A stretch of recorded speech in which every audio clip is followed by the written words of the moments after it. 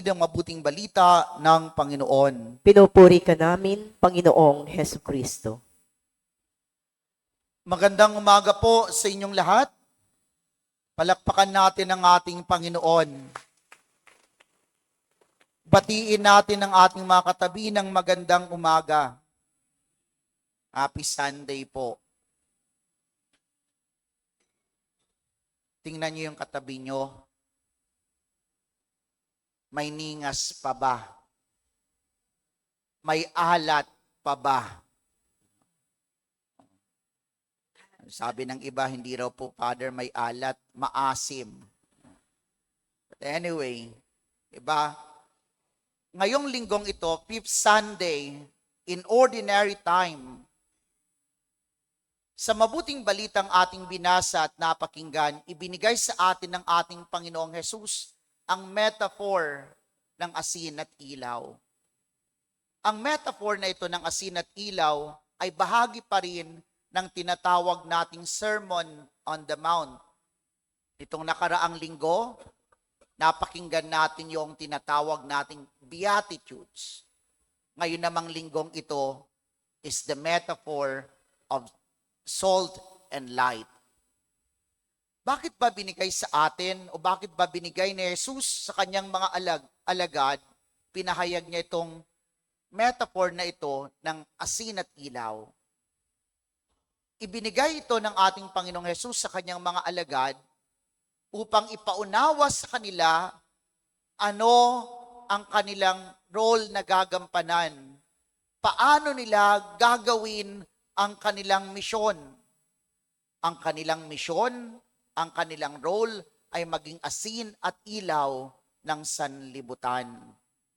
At ang misyon na ito na binigay sa mga alagad ay ito rin ang hamon sa ating lahat ng mga binyagan, sa ating lahat ng mga Kristiyano, maging asin at ilaw ng sanlibutan. Kung ating papansinin, ang asin at ilaw ay parang mga pangkaraniwang mga bagay. Pangkaraniwan in the sense na kahit saan matatagpuan natin ang mga bagay na ito. Ilaw, asin. O. Ngunit, bagamat ito'y mga pangkaraniwang mga bagay, ang mga bagay na ito ay mahahalaga. Importante.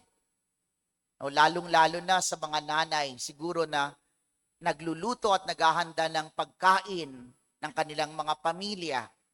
Pagka walang asin, problemado na ang kusina. No? Diba kasi, syempre, what will happen? Anong mangyayari sa luto kung walang asin? Walang lasa. Ang unang nagbibigay ng lasa o ng flavor sa anumang pagkain na niluluto ay ang asin. No, kaya kapag walang asin sa kusina, syempre, may problema. Maliban sa asin, sabi nga natin, ang ilaw. Kapag walang ilaw, anong mararanasan natin? Napakadilim. No, kaya nga, pagka walang ilaw, no, nagsisigawan yung mga tao, ilaw, ilaw, ilaw. No. Sabi ko sa inyo, ang mga bagay na ito pangkaraniwan. Pero, yun nga, bagamat pangkaraniwan, mahalaga. At ano ang gustong ipaunawa nito sa atin? Gustong ipaunawa sa atin ng metaphor ng asin at ilaw na para tayo makapagbigay o makagawa ng epekto sa lipunan na ginagalawan natin, sa komunidad na kinabibilangan natin, hindi naman kinakailangang maging big time. No, hindi naman kinakailangan maging big shot. No? Hindi rin nangangailangan na kailangan natin ng isang grand display para lamang makagawa ng effect o makakreate ng effect sa lipunan na ginagalawan natin. Ang unang hamon sa atin, maging totoo lang. Maging totoo sa ating pagiging asin. maging totoo sa ating pagiging ilaw. Yun nga lang kasi ang problema, kaya sabi ko sa inyo, tingnan yung katabi nyo, may ningas pa ba? May alat pa ba? No? Yun ang problema. No, yun ang problema natin. Marami sa atin siguro matabang na. Marami siguro sa atin yung iba aandap-andap na. Imagine a community kapag ang isang Kristiyano nagkukulang ng alat. Anong mangyayari? 'Di ba? Ang asin maliban sa nagbibigay ng lasa, no? Anong ginagawa niya? Nagpre-preserve, no? Ang lipunan na ginagalawan natin, ang mundo na ginagalawan natin, merong mga pagkilos diyan na hindi mabuti. Kaya nga kung tayo mawawalan ng alat, what will happen to the community na kung saan tayo namumuhay? It will be rotten, mabubulok. Anong mangyayari sa komunidad kung walang maninindigan? Mamumuhay ito sa karimlan. No? Kaya sabi ko nga sa inyo, hindi natin kinakailangan na maging big time. Hindi natin kinakailangan maging big shot. Hindi natin kinakailangan ng grand display. One time, big time. No. Kung ating isasabuhay lamang ang ating pagiging asin at ilaw ng sanlibutan, ang buhay natin can always create an effect sa community, sa lipunan na kinabibilangan natin. Balikan natin, sabi ko nga sa inyo, mahalaga ang asin, mahalaga ang ilaw. Anong ginagawa ng asin? It gives flavor, lasa. At ito, anong pinapaalala nito sa atin? Sa unang pagbasa, napakinggan natin, sinasabi sa atin, kung mabubuhay tayo sa katarungan, kung hahangarin natin ang katarungan, kung tayo'y gagawa ng mga kabutihan, no? Kung gagawa tayo ng kabutihan, yung mga taong nasa kadiliman, yung mga taong pinanghihinaan ng loob, yung mga taong nawawala ng pag-asa, magkakaroon ng pag-asa. Magkakaroon ng lakas ng loob, magkakaroon ng tapang. No? Kaya nga, bilang mga Kristiyano, no, ang asin may silbi. Kung ang asin ay inihahalo sa pagkain, the very nature ng salt is to be mixed, no, para ihalo at magbigay ng lasa.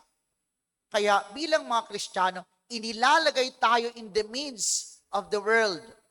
Inilalagay tayo sa gitna ng community. Inihahalo tayo para magsilbing inspirasyon, para magbigay ng pag-asa. No? Yun nga lang, sabi ko nga sa inyo, paano kung tayo'y nawalan na ng alat? Paano tayo magbibigay ng inspirasyon? Kaya sabi ko nga sa inyo, panatilihin ang alat. At sana ang alat na ito ang magsilbing dahilan, magbigay ng inspirasyon, ng flavor sa mundong kinagalawan natin.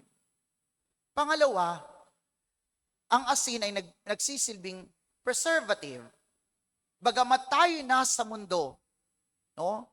Pinapaalala sa atin na bagamat tayo nasa mundo, hindi tayo dapat palaging sumasabay saan?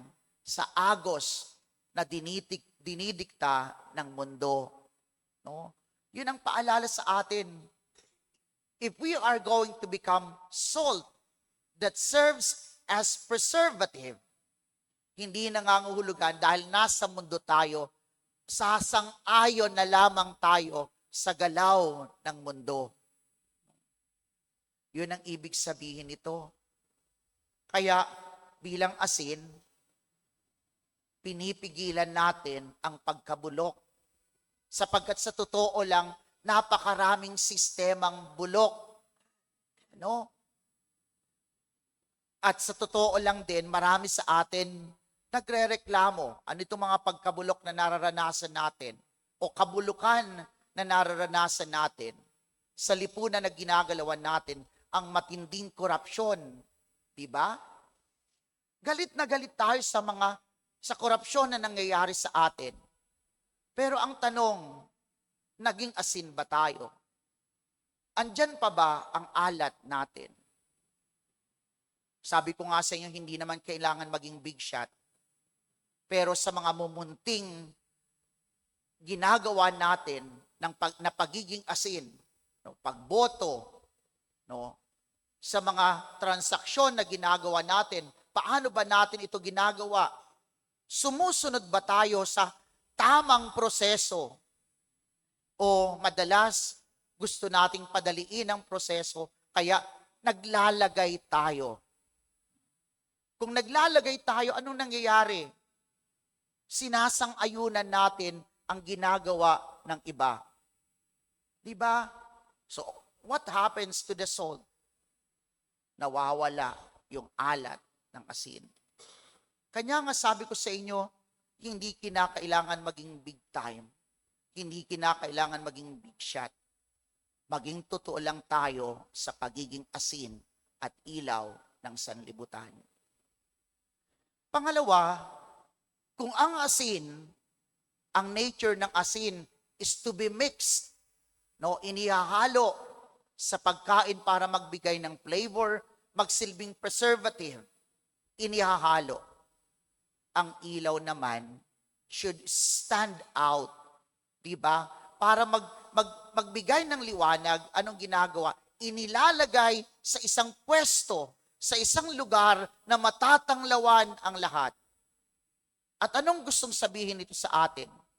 Kung ang asin ay inihahalo, o kung tayo bilang asin ay namumuhay sa gitna ng komunidad, pinapaalala sa atin, no, ng liwanag na sana wag tayong mawalan ng contact sa Panginoong Diyos, kay Jesus na siyang totoong liwanag. At kung manindigan tayo ayon sa kalooban ng Diyos ni Jesus na siya mismong liwanag. No? Kaya nga, sabi ko sa inyo kanina, ang mundo merong flow, no? Merong mga trends. At ano ang mga trends ng mundo? No? Ano ang trends ng mundo? Sometimes sinasabi ng mundo, what is fashionable? Kung ano ang uso? Ito ang ginagawa ng nakararami. Ang sabi ng mundo, ito ang tama. Pero hindi lahat ng trend, hindi lahat ng fashionable, hindi lahat ng uso, siyang totoo at tama. Kanya nga para manatili tayo sa kung ano ang totoo at tama, ang hamon sa atin, manatiling nakakonekta sa Diyos.